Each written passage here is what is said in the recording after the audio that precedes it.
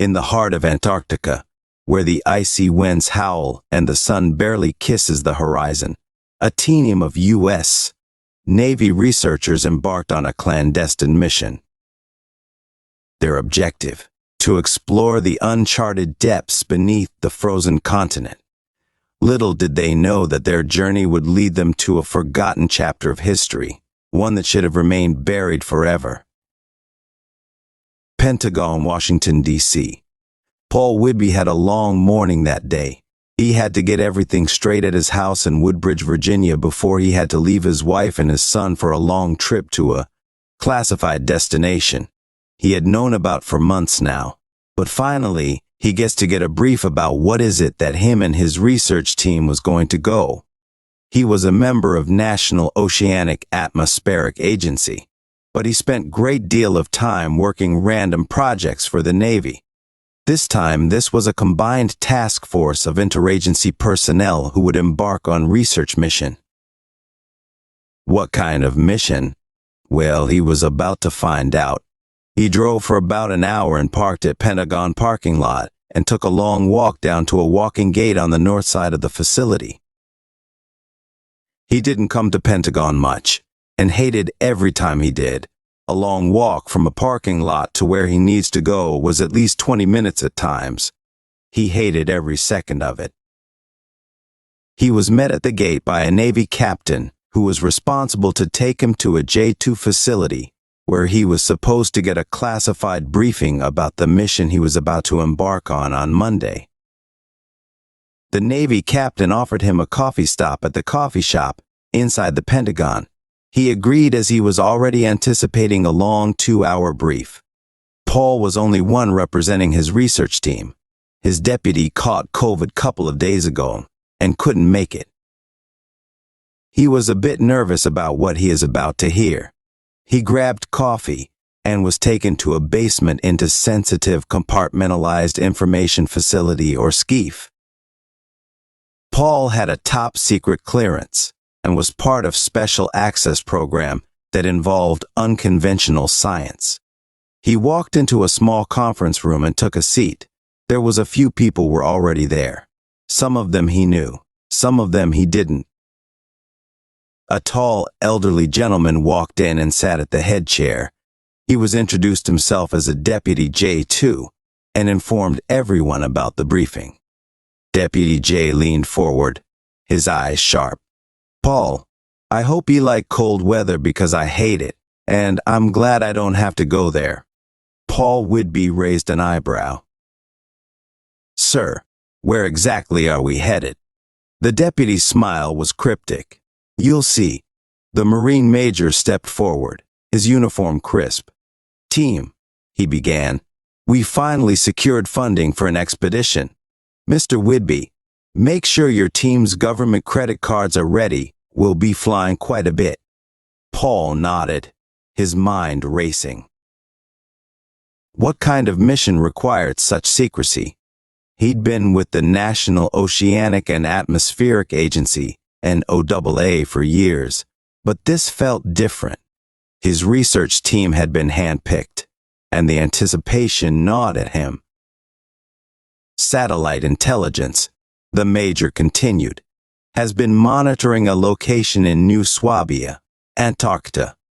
You all know about the suspected Nazi facility there, a shadow we've kept an eye on for half a century. But 6 months ago, electromagnetic signatures started emanating from that icy expanse. The signature, comparable to a small city. Mike Schaffer, from the National Geospatial Agency, stood up. "I'm Mike Schaffer. In November, we detected radiation and radio signals from a coastal area in New Swabia. The coordinates are in your folder. Naval intelligence approached us. They've been experiencing radio interference, especially with their submarines. The EM signature hints at nuclear fission, though not insignificant amounts. Our task: narrow down what's happening." Jessica Norman, CIA operative, introduced herself. The area in question has never been populated. Some Nazi documents from World War II hinted at New Swabia operations, but most were destroyed. The CIA doesn't believe human presence is remotely possible there. The briefing went for another hour. Paul wasn't shocked at what he had to hear. He had done missions like that before. Last one was in a remote island, in the middle of the Pacific, where CIA suspected terrorist activity, but in reality the place had some deposits of uranium. He wasn't overly concerned about mission in Antarctica. He already made up his mind that it was another waste of taxpayer money.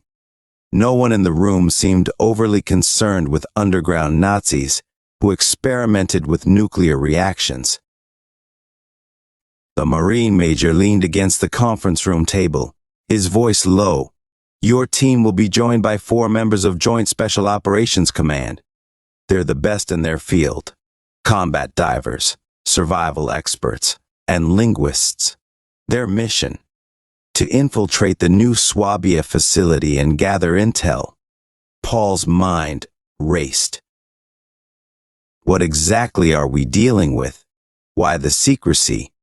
The elderly Deputy J2 leaned forward, his eyes piercing.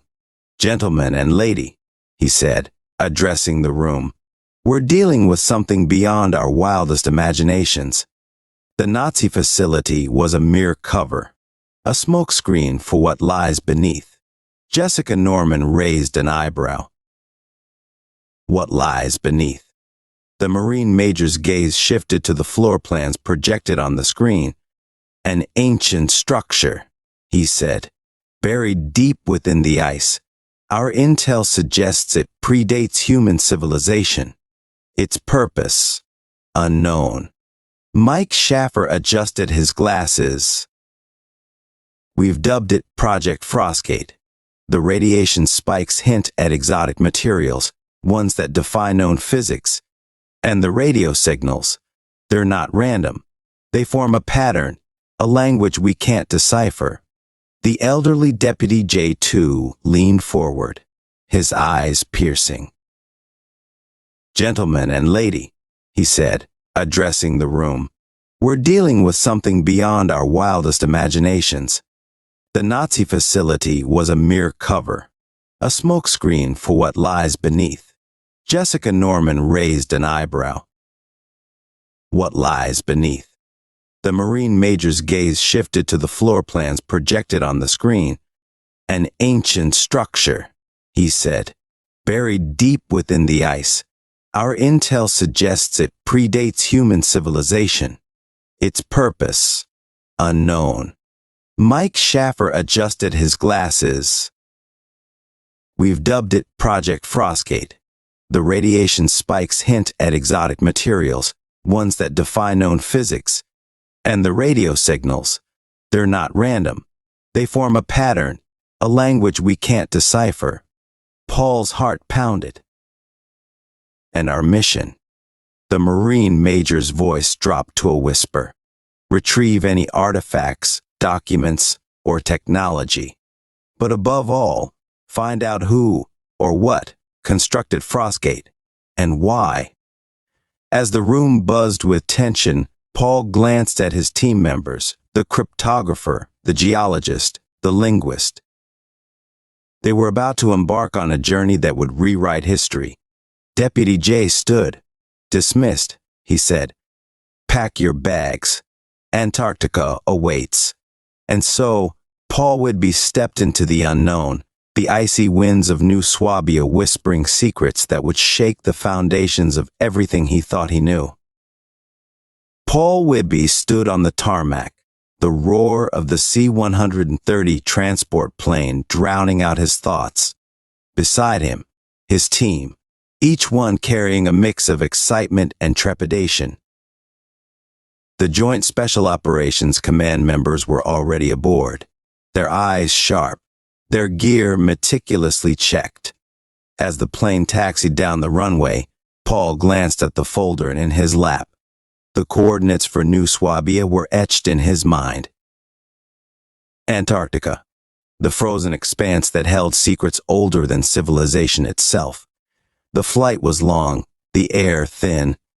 Paul's breath misted as he stared out the window, watching the icy landscape stretch to infinity. He thought of his wife, back in Woodbridge, and his son, their faces fading like distant constellations. The landing was rough, the skis of the plane biting into the snow. They disembarked, the cold hitting them like a physical force. Paul adjusted his parka, the hood shielding his face from the biting wind. The sun hung low, casting long shadows across the ice. The J-2 deputy, now clad in Arctic gear, led the way. "Follow me," he said, his voice muffled by the wind. "Frostgate awaits." They trudged through the snow, the crunch of their boots echoing in the vast silence. The coordinates led them to a ridge, a jagged scar in the ice. Below, nestled within the frozen heart of New Swabia, lay their destination. The entrance was unassuming, a dark maw in the ice.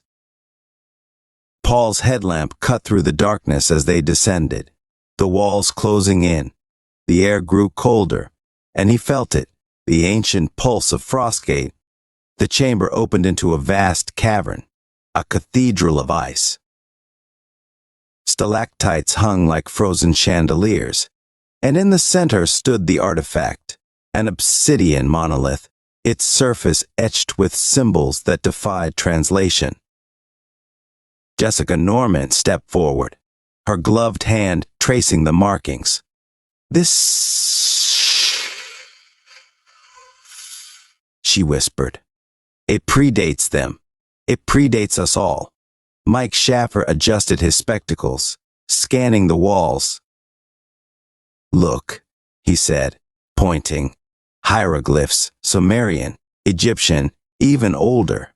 And this," he gestured to a crystalline panel. "It's a star map." Paul's mind raced. "A map to what?" The Marine Major's voice echoed. "Not what, when." The room seemed to pulse, its secrets awakening. The Joint Special Operations Command members fanned out, their expertise coming alive. The cryptographer deciphered fragments of the language. The geologist studied the ice, its layers revealing eons of history. And Paul. He stepped closer to the monolith, his breath fogging the glass. He felt it, the pull of time, the weight of forgotten ages. Frostgate was a gateway to what he didn't know. But he was about to find out. As the team worked, the obsidian surface hummed. The symbols rearranged, forming a single word, a word that echoed through Paul's mind, resonating with truth and terror. Atlantis. And so, beneath the frozen wastes, they stood on the threshold of a lost world, a world that would challenge everything they believed. Paul Whitby gripped the monolith, his heart racing. The ice held its secrets, and they were about to shatter them wide open. The obsidian monolith pulsed, its surface alive with energy. Paul Whitby traced the intricate symbols, feeling their resonance in his bones. Atlantis, the word echoed through his mind like a forgotten hymn. The Joint Special Operations Command members worked tirelessly. The cryptographer, a wiry man named Dr. Elena Voss, deciphered more of the language. "It's not just a star map," she said, her breath visible in the frigid air. "It's a cosmic chronicle, a record of civilizations rising and falling across the eons." The geologist, Dr. Liam Anders, chipped away at the ice, revealing layers upon layers. "This cavern," he murmured, "it's a time capsule. Each stratum holds a different epoch." Jessica Norman, the CIA operative, stood by the crystalline panel. "We're standing at the crossroads of myth and reality," she said. "Atlantis, the lost city that sank beneath the waves. But here it is, frozen in time." Mike Schaffer adjusted his spectacles. his gaze fixed on the monolith. We've theorized about ancient civilizations, ones predating Sumer, Egypt, even the Mayans. But this... He shook his head. This is beyond anything we imagined.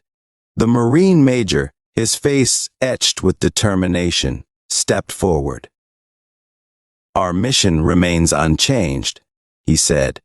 Retrieve artifacts, gather data. But remember, this isn't just about history. It's about survival. Paul's mind raced.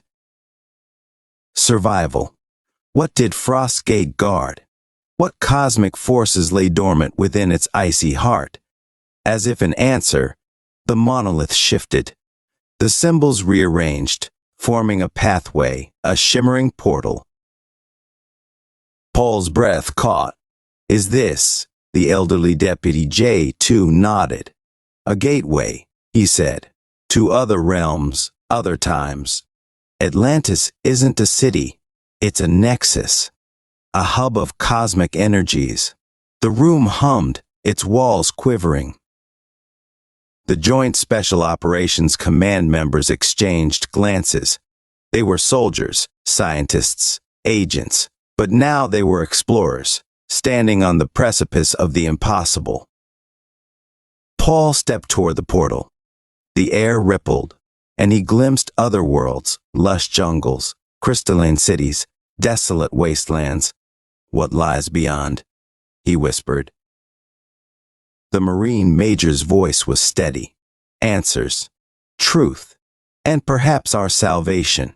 Jessica Norman gripped Paul's arm. We go together, she said, as a team. And so, they stepped through, their boots touching alien soil, their breath mingling with forgotten winds. Atlantis awaited, its mysteries unfolding. Paul Whidbey glanced back at the monolith, its surface now blank.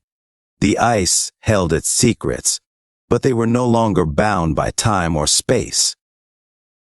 They were explorers of the improbable, seekers of truth. As the portal closed behind them, Paul knew one thing: they were no longer just uncovering history. They were shaping it. Beyond the shimmering portal, the air tasted different, charged with possibility. Paul Whidbey stepped onto the alien soil, his boots sinking into dew-kissed grass. Around him stretched a landscape both familiar and otherworldly. Atlantis wasn't a city of marble spires or sunken ruins. It was a convergence, a crossroads of realities. The sky above shifted hues, as if undecided between dawn and twilight. Trees stood sentinel, their leaves whispering secrets in forgotten tongues. Jessica Norman scanned the horizon. Where are we? She asked, her voice hushed. The cryptographer, Dr. Elena Voss, adjusted her glasses. Not where, she said. When? We stepped outside time. Mike Schaffer knelt by a crystalline stream. This water, he murmured. It holds memories. Each droplet echoes epochs. Paul touched the grass, feeling its pulse. Why did the ancients build Frostgate here? The Marine Major's gaze swept the landscape. To safeguard knowledge, he said. To prevent cosmic cataclysms. And perhaps to offer hope. As they explored, they encountered beings, ethereal forms that flitted between dimensions. Some resembled humans, others defied description. They watched, curious yet aloof. Paul approached one, a luminous figure with eyes like galaxies. Who are you? The being's voice echoed in his mind. We are the custodians, it said. We tend the nexus, the hub of existence. Atlantis is but one spoke. Paul's heart raced. Why reveal this to us? The custodian gestured to the monolith, now visible through the portal. Your world teeters, it said. Fractures spread. Frostgate was a plea, a bridge between epochs. You must mend what's broken. Jessica stepped forward. How? The custodian's gaze held galaxies. Retrieve the keystone, it said. A crystal hidden across time. It binds realities. Without it, chaos. Paul understood. Frostgate wasn't just a relic. It was a cosmic lock. And they were the key. As they prepared to return, the monolith pulsed. The symbols rearranged, spelling out coordinates, across deserts, through ancient forests, beneath ocean depths. Paul met Jessica's eyes. We follow the trail, he said, across time. And so, they stepped back through the portal, their mission clear. Atlantis, the nexus of all things, awaited their return. As the icy winds of New Swabia embraced them, Paul glimpsed the future. A fractured earth, teetering on oblivion. But they held hope, the keystone, the nexus, and the courage to mend what was broken. And so, Paul Whitby vowed, they would rewrite history, not as observers, but as architects of destiny. Keystone, a crystal of iridescent hues, lay hidden in the heart of an ancient forest. Its glow pulsed like a heartbeat, resonating with the nexus. Paul Whitby and his team followed the coordinates, their boots crunching through fallen leaves. Jessica Norman scanned the towering trees. This place feels alive, she said, as if time weaves through every leaf. Dr. Elena Voss adjusted her backpack. The keystone binds realities, she reminded them. We're not just retrieving an artifact, we're stitching the fabric of existence. Mike Schaffer squinted at the sun. And what if we fail? The Marine Major's jaw tightened. Then chaos consumes all worlds. They reached the clearing, a circle of ancient oaks. The keystone hovered above a stone pedestal, its light refracting through dew-kissed air. Paul reached out, his fingers brushing the crystal's surface. And then it happened. The nexus trembled. Reality fractured. The forest twisted, its colors bleeding. Jessica's form wavered, half here, half elsewhere. Paul, she gasped, we're trapped. The custodians materialized, their luminous bodies flickering. The nexus destabilizes, one said. The keystone's absence ripples through time. Paul's mind raced. How do we fix it? The custodian pointed to the portal, the shimmering gateway they'd arrived through. Escape, it said. But the path is fractured. Each step leads to a different era. They stepped through, the forest morphing. Paul glimpsed ancient Rome, a cyberpunk Tokyo, a post-apocalyptic wasteland. Each reality bled into the next. Jessica stumbled. We're lost. Mike's voice echoed. We can't return. Paul's resolve hardened. We'll forge a new path. They moved through firestorms, ice ages, forgotten empires.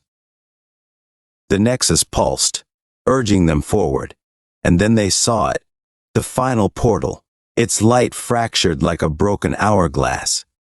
Paul touched the keystone. This is it. The Marine Major's eyes met his. We mend the nexus, he said, or all worlds crumble. They stepped through, to a place beyond time. Reality knit itself, threads weaving. The keystone hummed, its light mending fractures. And then they were back. New Swabia, the icy expanse. The monolith stood before them, its symbols whole. The custodians watched. You've saved existence, one said. Paul met Jessica's eyes, but at a cost. She nodded. We're bound to Frostgate. The Marine Major saluted. We guard the nexus. And so, they remained architects of destiny, custodians of the impossible. Atlantis whispered its gratitude, its secrets etched in ice. As the portal closed, Paul knew they were no longer mere explorers. They were woven into the fabric of time, a fractured thread, yet unbroken. And so, Paul Whidbey vowed they would safeguard existence, even if it meant being trapped in the Nexus forever. The fractured hourglass, the keystone, glowed in Paul Whidbey's palm. The Nexus pulsed, its energy urging them forward. Jessica Norman, her eyes determined, stepped toward the portal. "We can't stay trapped," she said. "We must escape." Mike Schaffer adjusted his spectacles. "But how?" The Marine Major's voice was resolute. "We mend the Nexus," he said, "or all worlds crumble." They stepped through, to a place beyond time. Reality knit itself, threads weaving. Keystone hummed, its light mending fractures. And then they were back. New Swabia, the icy expanse. The monolith stood before them, its symbols whole. The custodians watched. "You've saved existence," one said. Paul met Jessica's eyes, but at a cost. She nodded. "We're bound to Frostgate." The Marine Major saluted. "We guard the Nexus." And so, they remained architects of destiny, custodians of the impossible. Atlantis whispered its gratitude, its secrets etched in ice. As the portal closed, Paul knew they were no longer mere explorers. They were woven into the fabric of time, a fractured thread, yet unbroken. And so, Paul Whidbey vowed they would safeguard existence, even if it meant being trapped in the Nexus forever. But then, the monolith trembled. The symbols rearranged, spelling out new coordinates. Jessica gasped. Washington, D.C. The portal opened, a gateway home. Paul stepped through, the icy winds of New Swabia replaced by the familiar buzz of the Pentagon. The Marine Major clapped his shoulder. "We've returned." And so, they emerged, back to the world they knew, yet forever changed. The Nexus had tested them, but they'd emerged stronger. Paul glanced at Jessica. "We'll keep the secret," he said. "Frostgate, Atlantis, all of it." She smiled. "Our duty." And so, they resumed their roles. Scientists, agents, guardians. But now, they carried the weight of worlds. As the Pentagon's corridors stretched before them, Paul Whidbey knew the Nexus would always call, and they would answer.